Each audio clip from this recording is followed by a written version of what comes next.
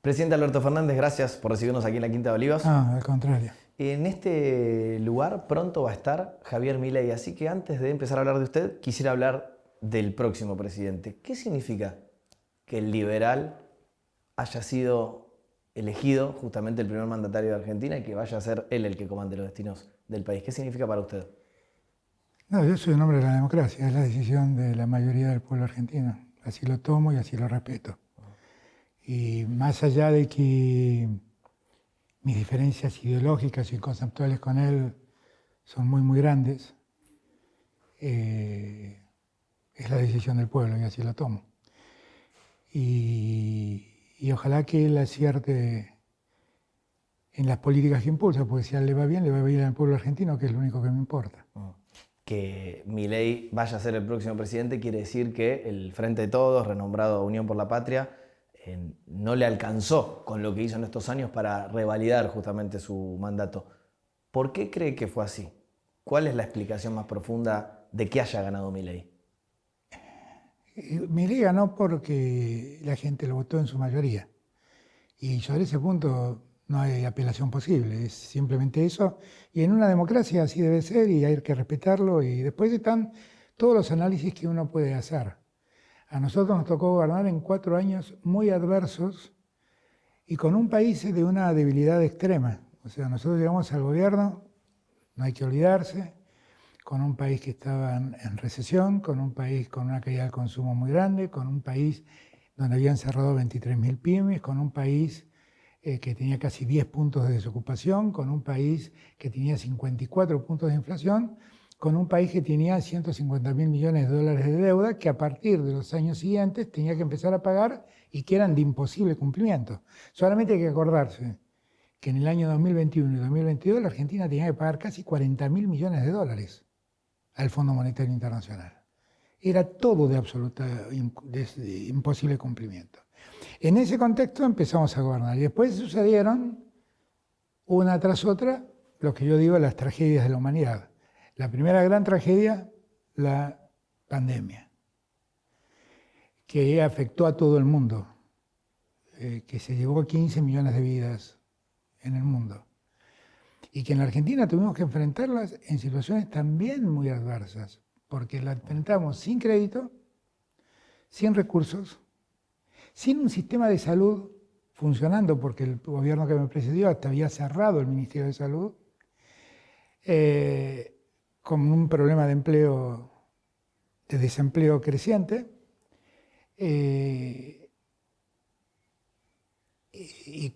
con esa deuda de la que estoy hablando, que tuve que negociar en el medio de la pandemia. Suma esas tragedias, obviamente, la deuda con el Fondo Monetario Internacional, la sequía y desde ya todos los problemas derivados de la guerra en Ucrania. ¿Pero entonces fue la economía lo que hizo que Unión por la Patria no se pudiera mantener en el gobierno? Por eso, a eso voy. Ese es un aspecto, ¿no? El de la pandemia, que fue un aspecto muy serio, que nos obligó inclusive a emitir mucho dinero para poder sostener la Argentina. O sea, hay que acordarse que nosotros en pandemia sostuvimos los salarios de los trabajadores registrados, que en pandemia dimos créditos blandos a pequeñas y medianas empresas para que se pudieran mantener en pie, para que dejaran de caerse.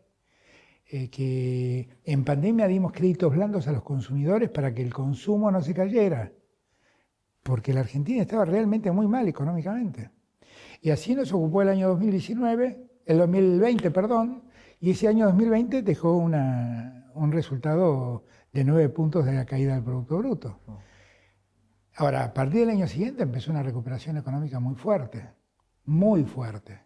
que nos permitió en el año 2021 y 2022 crecer 16 puntos porcentuales, que no es poco. Pero con una inflación alta y cuando uno analiza el PBI de los últimos 10 años, Argentina está siempre en el mismo lugar. Y ahora voy. Termina la pandemia, empieza la guerra. Cuando empieza la guerra, se disparan los precios de los alimentos y los precios de los combustibles y de la energía. Y la Argentina, que todavía no tenía, porque nadie se había ocupado de hacer el gasoducto Néstor Kirchner, tenía que importar gas, y ahí fue el primer dilema que enfrentamos. El primer dilema era, bueno, ¿qué hacemos? ¿Importamos gas y usamos las reservas o no importamos y paramos la economía? No, importamos gas, usamos las reservas y que la economía siga creciendo. Y así lo hicimos. Y ese año de la guerra, la Argentina creció 5,5% Pero usted en se su da cuenta economía. que hay algo de lo macro que en la micro no se entendió, que a fin de cuentas la gente habrá votado pensando en cómo están los valores en Pero mercado de barrio. pero lo que pasa es que me parece que el tema inflacionario, que es un tema que data de hace mucho tiempo, exige toda esta explicación. Pasa la guerra y viene la sequía, la mayor sequía en los últimos 100 años, que la priva a la Argentina de 23.000 millones de dólares de ingresos. Y ahí sí, la conjunción fue perfecta, porque se nos cayeron las reservas, el dólar se volvió un valor escaso, como el dólar se volvió un bien escaso, perdón, el valor trepó, y en la Argentina, esto no pasa en todo el mundo, cuando el dólar crece, todos los precios se corrigen a la par del dólar. Lo que pasa es que planteado así, presidente, pareciera ser que Argentina solo tuvo mala suerte y no impericia gubernamental de todos los actores, por supuesto. No, es que a mí me parece que tuvo una dosis de suerte negativa muy, muy alta. Y yo pregunto, bueno, tal vez la pericia gubernamental decía que era mejor parar la economía en vez de importar el gas. No sé, puede ser. Puede ser. Tal vez la impericia gubernamental puede entenderse como ¿por qué si faltaban dólares siguieron importando insumos y permitiendo que la producción industrial no caiga? Porque de hecho tenemos récord de producción industrial. La actividad económica creció este año, pese a la sequía. Bueno, claro, son los dilemas que uno enfrenta. Tal vez quien me suceda hubiera dicho, no, bueno, miren, frente a la pandemia no emitamos, porque la emisión genera, genera inflación. Y la verdad no construyamos hospitales porque eso genera déficit. Y la mejor hubiera dicho, no pongamos 4.000 camas de terapia intensiva porque igual que se mueran los que se tengan que morir, como alguien me dijo. Y tal vez hubiera dicho en la guerra, bueno, no traigamos energía si la energía está cara y que cierren las fábricas. Y tal vez en la sequía hubiera dicho, no, bueno, nos quedamos sin dólares, bueno, entonces que paren las empresas y no compremos insumos. Son definiciones que tienen que ver con una ideología. Nosotros siempre apostamos a la producción y el trabajo. Y eso ayudó, irónicamente, a que la inflación trepe como trepó. No, porque pienso, si sigo su relato desde otro lugar del mundo, quizás no desde la Argentina, en esta pantalla internacional, la conclusión obvia sería, bueno, entonces debe haber ganado el gobierno. Y no, perdió y contundentemente. Bueno, entonces, ahora venimos a contestar la primera pregunta. ¿Por qué perdimos? Yo creo que es un cúmulo de cosas. Yo creo que la pandemia generó un gran desánimo aquí y en el mundo, porque prácticamente todos los gobiernos que gobernaron la pandemia terminaron perdiendo las elecciones, aquí y en el mundo. Fue un momento muy ingrato que vivió la humanidad y en ese momento ingrato la gente quiere olvidarse, quiere pasarla, no quiere recordar y la gente asocia ese momento ingrato generalmente con el gobierno que está en ese momento. Fue un momento muy ingrato para la humanidad y yo estoy convencido que dejó secuelas en la humanidad. El surgimiento de las derechas en el mundo ocurre precisamente con la pandemia, donde aprovechan el escenario de la pandemia para decir esto es producto de que los gobiernos progresistas no hacen lo que tienen que hacer. ¿Hay algo de lo que dice o plantea el próximo presidente de Argentina, Javier Milei, con lo que usted esté de acuerdo? Bueno, no escuché todo. De lo que escuché estoy nada me dice que estoy de acuerdo. Nada. Porque vuelvo a repetir, yo tengo que decir que debo admitir que Javier Milei lo dijo en campaña y que lo votaron igual. Pero, o sea, fue sincero con su promesa, por ejemplo, de ajuste fiscal. Claro, pero si su ajuste fiscal supone parar toda la obra pública, bueno, yo quiero decirle a Milei que nosotros fuimos el gobierno de la democracia que más obra pública realizó. Empezamos 7.000 obras públicas, terminamos 4.000 y 3.000 están en ejecución. Hicimos la obra pública más grande de la historia de la democracia, que es el gasoducto de Néstor Kirchner. Lo hicimos en 9 meses financiado por el Estado. En 9 meses, récord en la historia. Eso nos permite a nosotros tener una soberanía que, por ejemplo, él, el año que viene, no solamente no va a tener que pagar 5.000 millones de dólares de importación de gas como tuve que pagar yo. El año que viene va a tener gas porque viene de Vaca Muerta a través de ese gasoducto. Y además va a poder vender gas y petróleo a Chile y esas exportaciones van a representar cerca de 7.000 millones de dólares. Ahí solo hay 12.000 millones de dólares que él va a tener que yo no tuve. Ahí solo. Ahora, su mirada de hay que restringir el déficit fiscal, yo en eso estoy de acuerdo. O sea, yo no creo que el déficit fiscal sea bueno. Definitivamente es malo. Es malo y hay que evitarlo. Y cuando el déficit fiscal se vuelve constante, es como una bola de nieve que va creciendo y se va a hacer imparable. Sin embargo, el oficialismo gastó mucho dinero en la campaña, en pos de ganar, y ha generado algunas quejas incluso de gobernadores aliados. Bueno, sin embargo, no sé cuánto dinero gastamos. En verdad lo que le dijimos es, los trabajadores no pagan más impuestos a las ganancias, porque el que trabaja recibe una retribución, y la retribución al trabajo es un aporte a la empresa, no es riqueza. Entonces, terminamos con el impuesto a las ganancias. Sacamos el IVA. Muchos dicen una medida electoralista, porque es un lo veníamos haciendo. Pero lo veníamos cada vez más el que más gana. Lo veníamos haciendo de antes, ¿eh? Lo veníamos haciendo de antes. Obviamente, el que más gana tiene que pagar más. Claro que es así. Eso es un modelo progresivo. Y lo que hicimos fue ir bajando de ganancias a los salarios más bajos. Macri lo prometió en campaña, ganó con eso y nunca lo hizo. Nosotros no lo prometimos y lo hicimos. Hoy solamente el 2% de los asalariados pagan ganancias. El 2% de los asalariados. Entonces, y más de 2 millones dejaron de pagar. Entonces, ¿esa medida es electoralista? No, esa medida correspondía.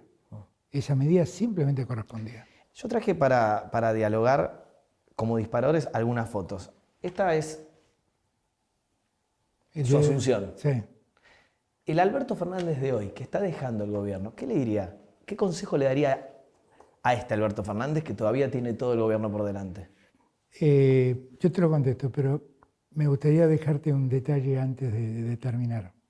Nosotros estamos dejando el gobierno con esta crisis económica de la que vos hablás y por la que vos decís la gente no nos votó.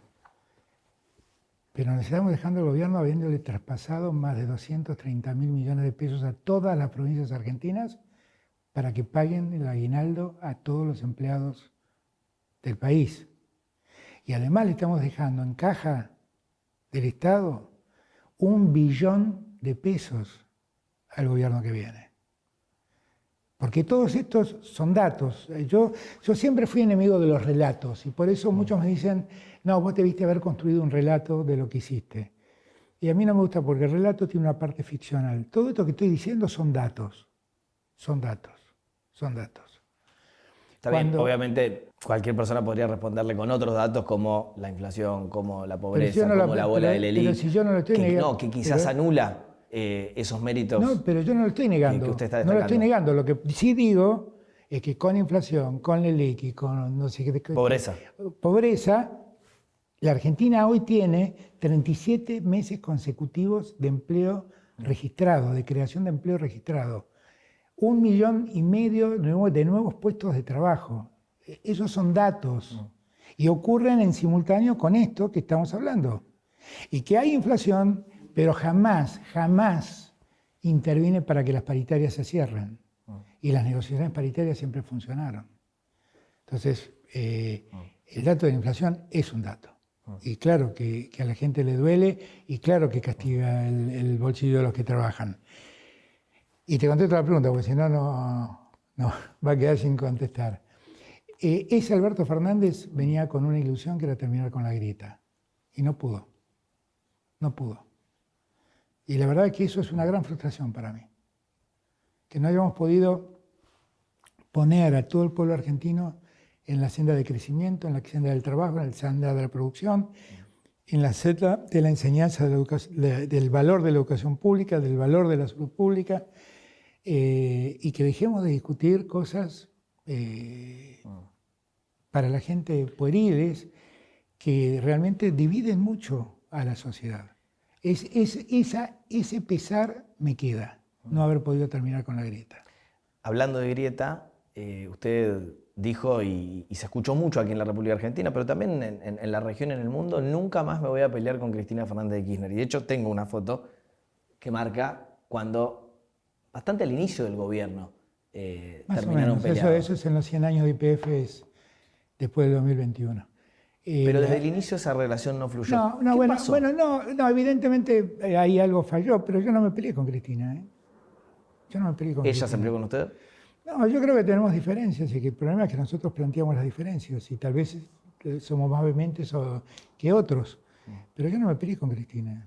Nunca tuve un juicio adverso hacia ella ni nada.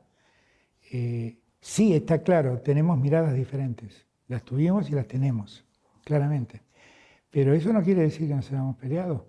Y además yo creo que este es el momento en donde el peronismo tiene que plantearse un debate interno para preservar la unidad y para dejar de ser una confederación de partidos provinciales y vecinalistas y hacer el partido nacional con el que Perón nos enseñó que teníamos que trabajar. Y allí no sobra nadie. Así que yo en estos años, yo no me peleé con Cristina. Yo no me peleé ni con Cristina. Kirchner decía que usted tenía funcionarios que no funcionaban. Y esto era público, delante de un micrófono, no en estas oficinas de manera privada. No importa, ella que lo diga. Que lo diga y yo la respeto. Creo que está equivocada. ¿Qué sé yo? Quiero ir a un momento clave y creo que no le han preguntado hasta acá al respecto. Perdón, hay un dato. Cristina piensa eso y lo dice, ¿no? Y yo siempre dije, bueno, es lo que piensa Cristina. En el gobierno que me va a suceder, se han dicho cosas terribles. Y cada vez que uno le dice, pero mira que tu canciller dijo tal cosa o que tal funcionario dijo tal otra, la respuesta es, bueno, pero nosotros somos libertarios, entonces aquí cada uno dice lo que quiere y piensa y no hay problema. No, miramos todo con la misma vara, ¿ok? Bueno, Cristina piensa eso, y está bien, qué sé yo. Y yo creo que piensa de buena fe eso. Creo que se equivocó, no comparto lo que piensa. Yo creo que he tenido un equipo de funcionarios realmente formidable, que hemos trabajado mucho, honestamente, que logramos muchas cosas y que nos quedaron muchas cosas sin poder lograr. Hubo un momento clave de su gobierno en el que, con Guado de Pedro a la cabeza, pero también otros ministros que respondían a Cristina Fernández de Kirchner, lideraron una iniciativa de presentarle la renuncia. ¿Por qué, presidente Alberto Fernández, usted no le aceptó la renuncia a Guado de Pedro y a esos ministros? Porque lo que era más importante para mí era preservar la unidad del espacio. Yo quiero aclarar una cosa. Los medios hablaron de ese modo, pero la realidad es que las renuncias que se presentaron, que fueron muy poquitas, 4 o 5, lo que decían era, presentamos la renuncia para que el presidente, después de la derrota electoral del 2021, reconsidere rearmar el gobierno. No fueron renuncias indeclinables, no fueron renuncias prepotentes, tuvieron ese sentido. Y yo, la verdad es que preferí preservar la unidad, porque sí temí que aceptar esas renuncias podía significar una ruptura definitiva del Frente de Todos. Y yo tenía una obligación antes que nada, que es gobernar el país hasta el año... ¿Lo pensó, lo meditó? Porque yo he hablado con dirigentes que hoy siguen pensando que ese hubiera sido un inicio de su propio gobierno. Eso es contrafáctico, porque es posible que sí, no digo que no. Pero también es muy posible que se hubiera roto y hubiéramos tenido 2 años de ingobernabilidad en Argentina. Hoy no se arrepiente de esa decisión. No haberle aceptado, por ejemplo, al ministro del Interior la renuncia. Yo arrepentirme de mantener la unidad del peronismo, jamás me voy a arrepentir de mantener la unidad del peronismo. Jamás. No me pidan que me arrepienta de eso. Jamás me voy a arrepentir de eso. Aunque eso significa un costo personal para mí. Porque tu planteo es, hay una pregunta implícita, ¿sos consciente que pagaste un costo personal por esto?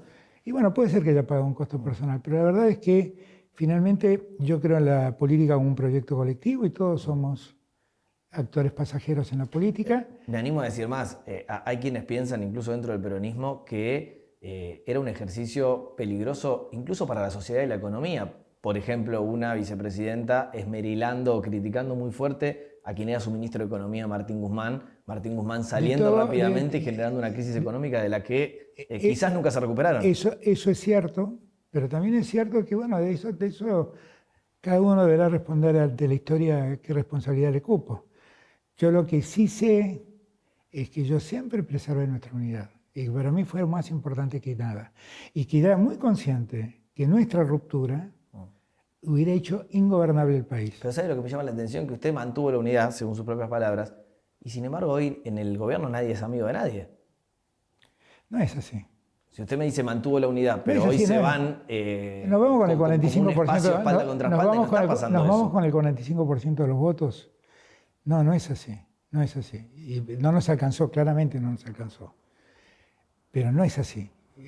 Yo creo que estamos en un momento de reflexión, donde todo esto que está preguntando lo estamos pensando. Porque no es que Se lo digo tenemos... con respeto, pero no se ve el peronismo unido. Es más, tengo mis dudas de que usted vuelva a hablar alguna vez en la vida con Cristina Fernández de Kirchner. Pero es que no es importante si yo vuelvo a hablar con Cristina o no. Es importante si en el peronismo nosotros nos damos un debate para definir lo que queremos hacer. Hemos sido de todo en el peronismo. Hemos sido conservadores con Luder. Hemos sido neoliberales con Menem. Hemos sido conservadores populares con Duhalde. Hemos sido progresistas con los Kirchner y conmigo. ¿Qué es el peronismo? No sé si está criticando o elogiando al peronismo. No, es lo que somos. Porque yo no soy peronista de los que se hacen cargo de una parte. Yo me hago cargo de todo el peronismo.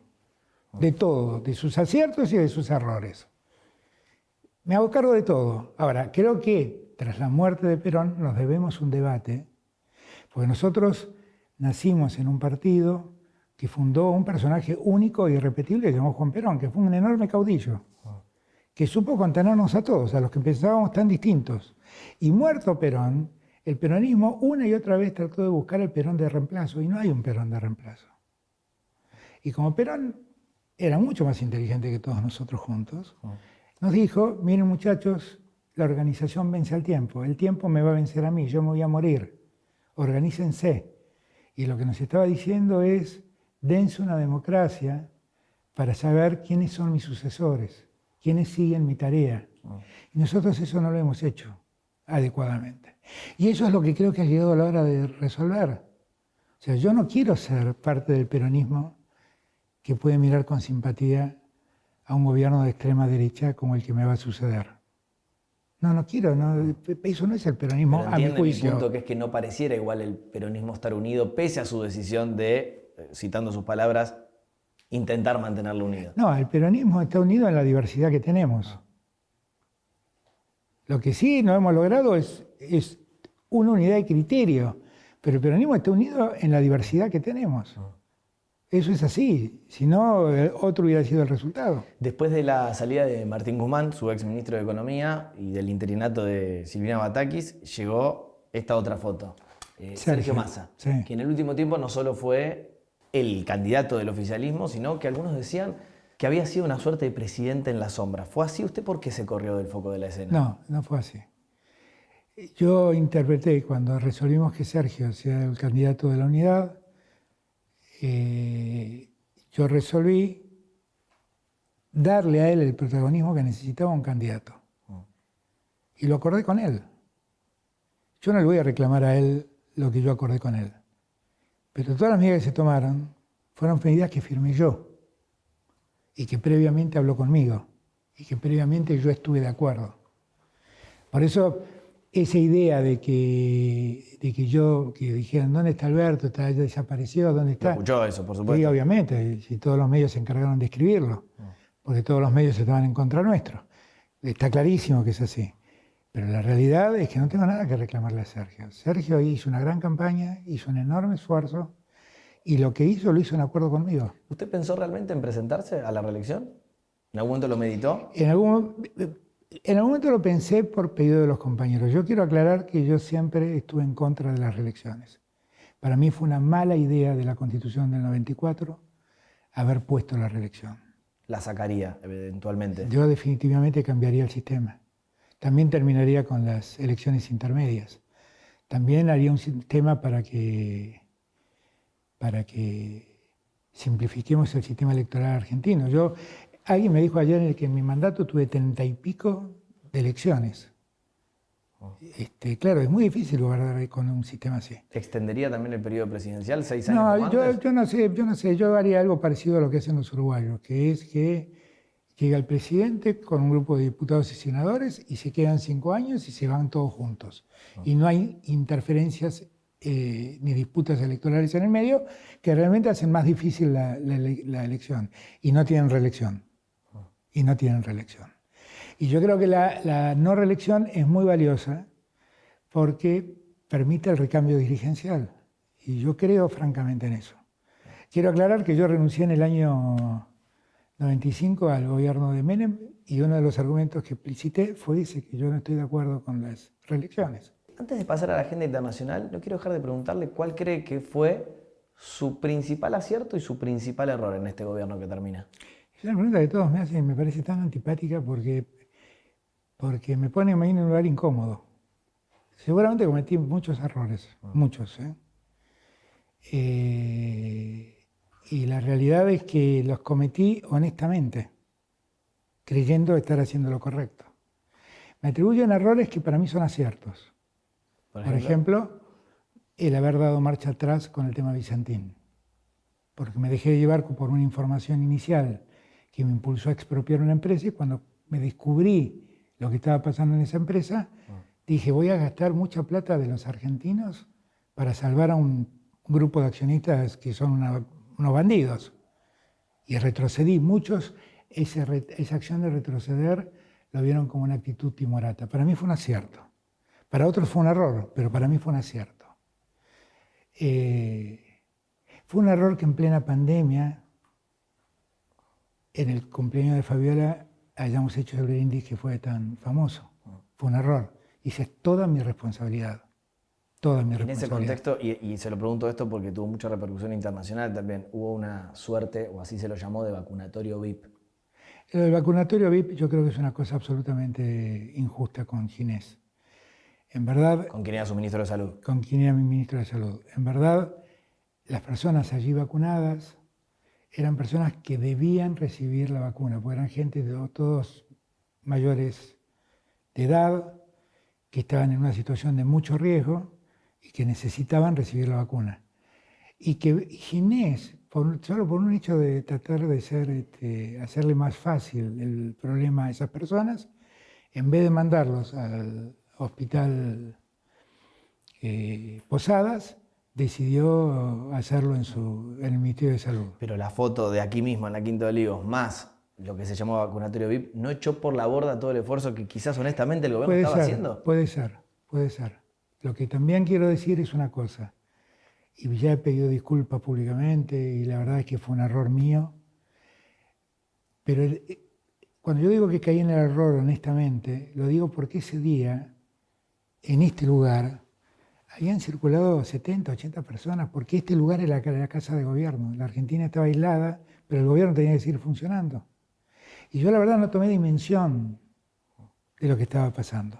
Y debía haber tomado dimensión. Fui al proceso judicial, hice una serie de planteos que me fueron rechazados, nunca apelé, era un delito que a los 2 años prescribía. Pude haber hecho chicanas procesales para que el hecho prescriba y preferí asumir mi responsabilidad, reparar el daño causado, pagando una suma de dinero que el fiscal dispuso. Pedí un crédito en el banco privado del que fui cliente toda mi vida y pagué y me hice cargo. Digo esto porque esto contrasta mucho con la historia de los presidentes argentinos, que hicieron todo lo contrario muchas veces. Chicanearon y los procesos duraron años y años buscando la prescripción de la causa y yo no hice eso, asumí mi responsabilidad.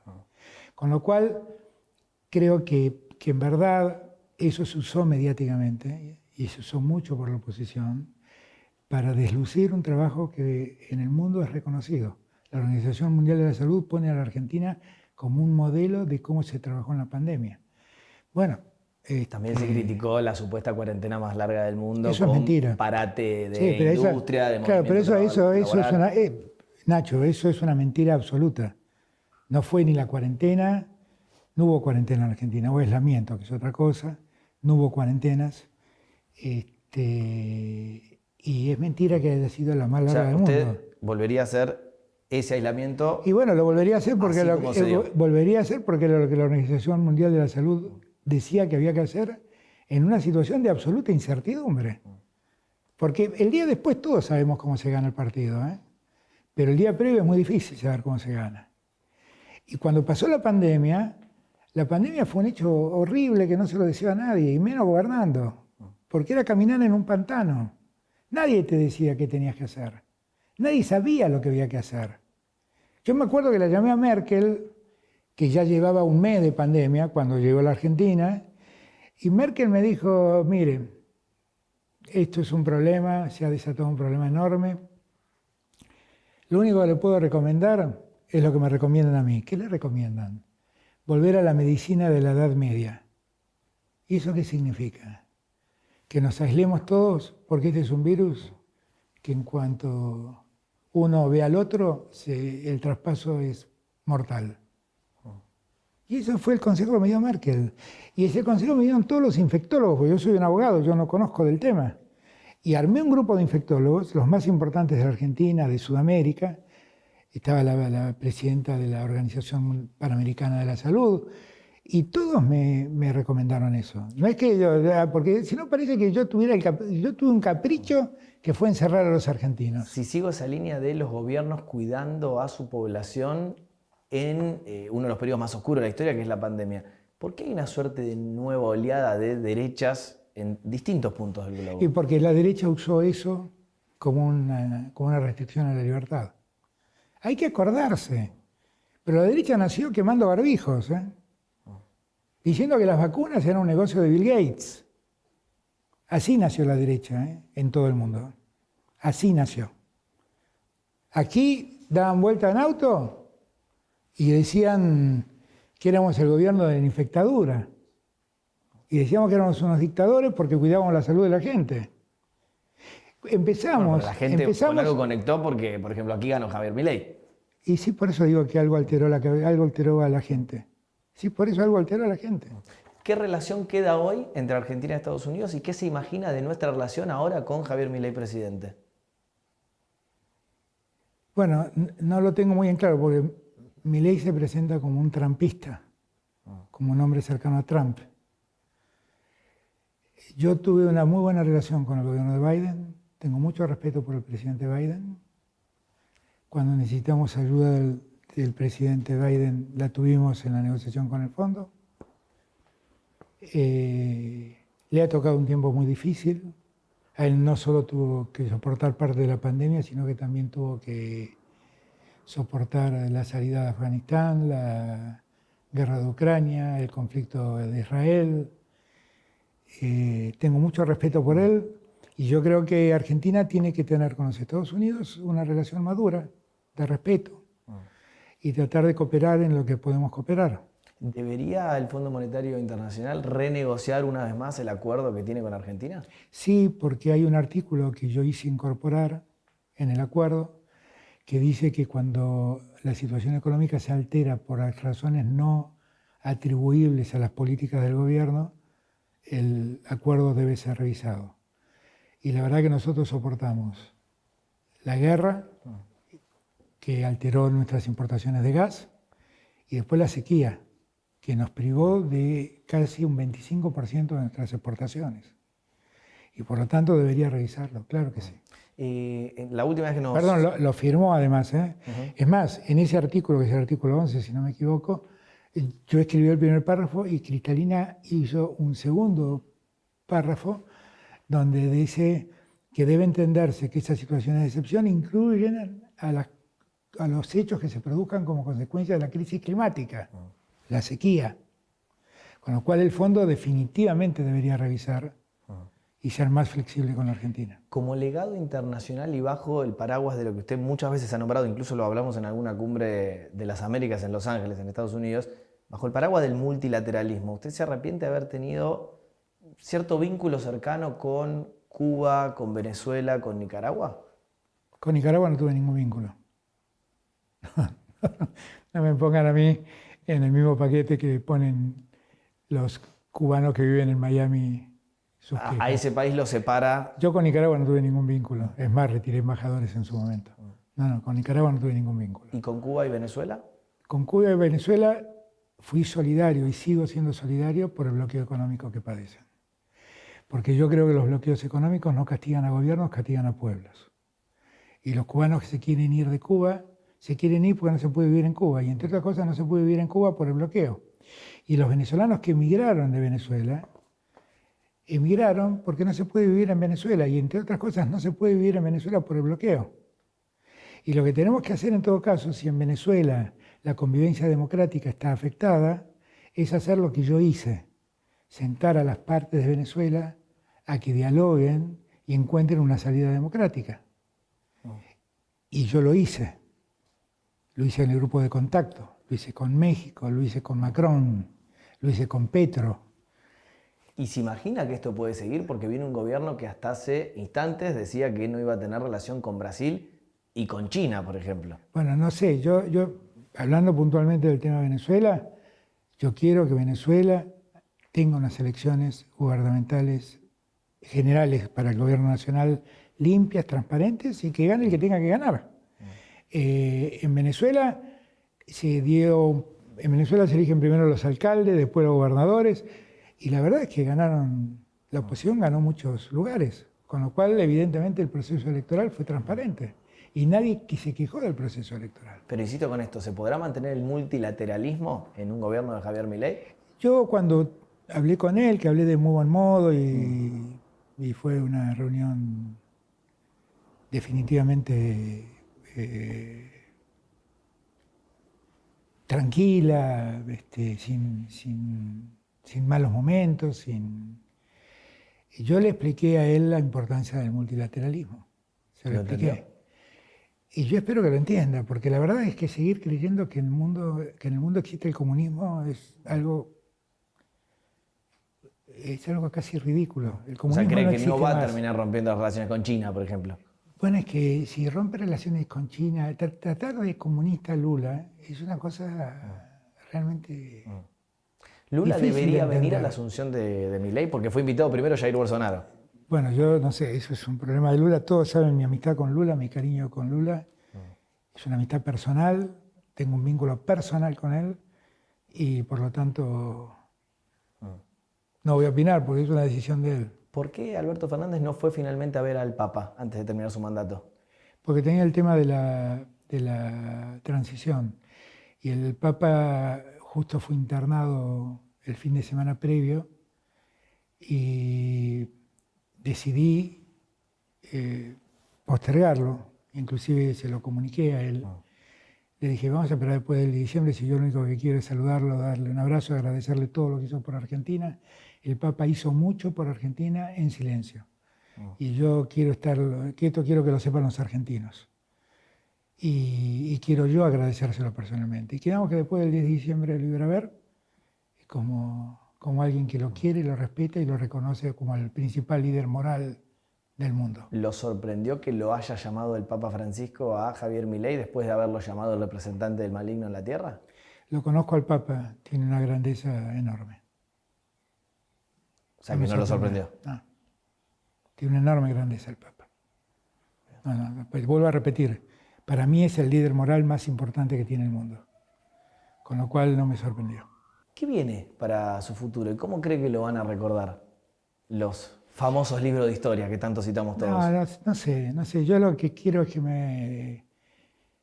me recuerden como un presidente que dejó todo y no se llevó nada. Que dejó todo su esfuerzo, todas sus ganas, toda su convicción aquí adentro, que trabajó realmente en favor de los que menos tienen, que se va con la tranquilidad de no haber tomado una sola medida en perjuicio de los que menos tienen y en perjuicio de los que trabajan, que me voy con el mismo patrimonio con el que entré. ¿Sabes que cuando dice eso, no puedo no vincularlo con un tiro por elevación a Cristina Fernández de Kirchner? No, también puedo estar hablando de quien hizo un fondo ciego que nunca mostró, que se llama Mauricio Macri. Bueno, pero en todo caso la incluye. Bueno, la Argentina ha tenido una historia de corrupción, que no empezó con Cristina, empezó mucho antes. Entonces no sé, no lo estoy diciendo por ella. Lo que estoy diciendo sí es que me parece que es algo que la Argentina debe poner en valor, que es la honestidad de gobernar. Y me quedo con la tranquilidad de haber puesto todo de mí. Vuelvo a repetir eso, de haber puesto todo de mí.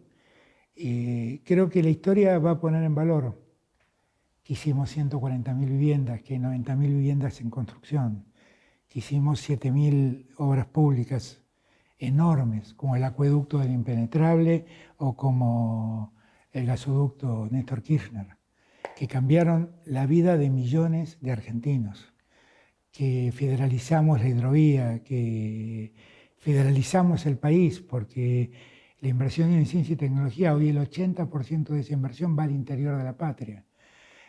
Creo que la gente con el tiempo, cuando pase el momento de tener tan presente la pandemia, que fue un momento trágico, podrá poner en dimensión muchas de las cosas que hicimos. Lo último, y podrá perdonar nuestros errores que cometimos honestamente. ¿En el futuro va a vivir en la República Argentina o en España?